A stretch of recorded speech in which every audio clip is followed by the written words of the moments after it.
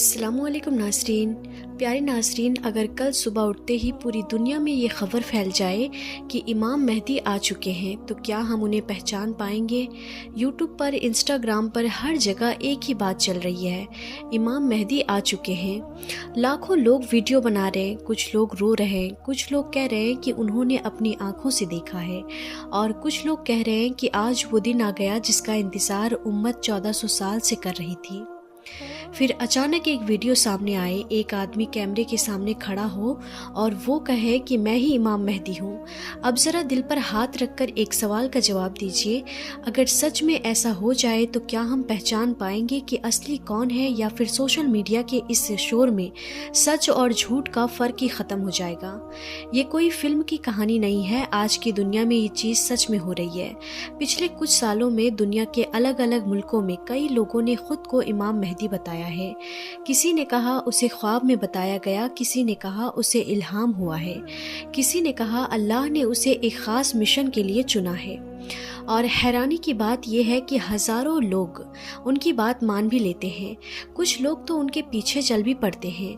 लेकिन यहाँ एक बहुत अहम बात समझिए, इस्लाम में कोई भी बड़ा दावा सिर्फ बातों से साबित नहीं होता, उसके लिए निशानियाँ होती हैं। और रसूलुल्लाह सल्लल्लाहु ताला अलैहि वसल्लम ने इमाम मेहदी के बारे में इतनी साफ निशानियाँ बताई है कि अगर इंसान उन्हें समझ ले तो किसी भी झूठे इंसान को पहचान सकता है। सबसे पहले ये समझिए इमाम मेहदी का नाम क्या होगा।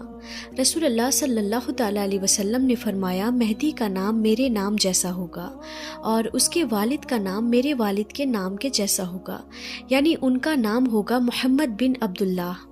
ये रिवायत सुनन अबू दाऊद और तिरमिज़ी में मिलती है। लेकिन ये सिर्फ नाम की बात नहीं है, एक और बड़ी निशानी है।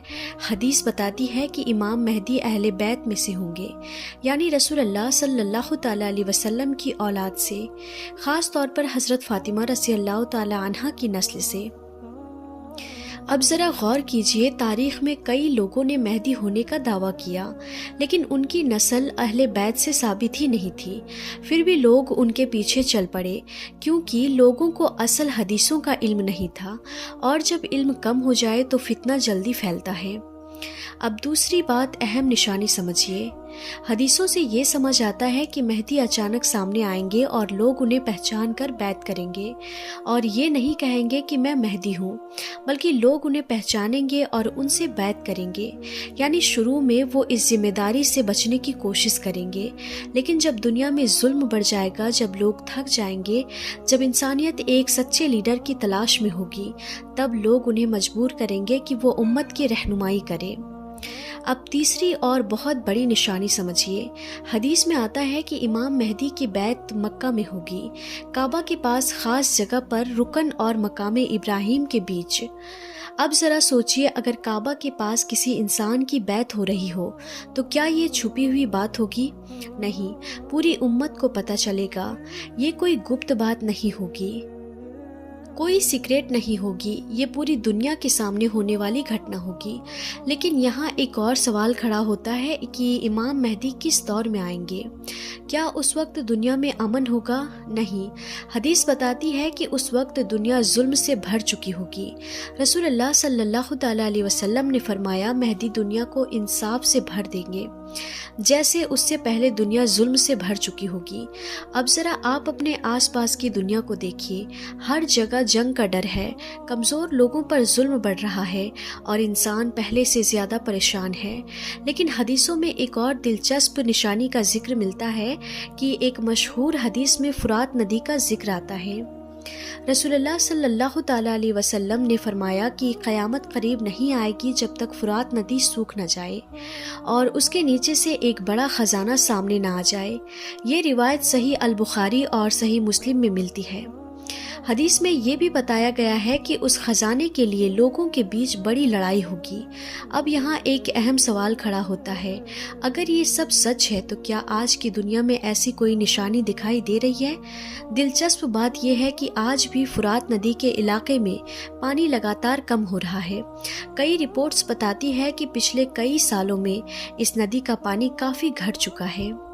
क्या ये वही निशानी है जिसका जिक्र हदीस में है? इसका सही इल्म अल्लाह ही बेहतर जानता है।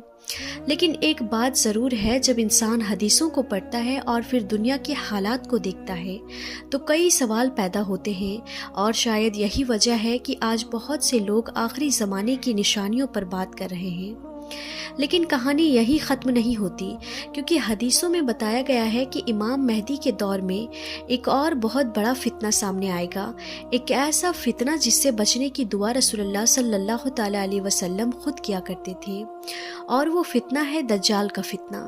لیکن اس سے پہلے ایک بہت بڑا سوال سمجھنا ضروری ہے۔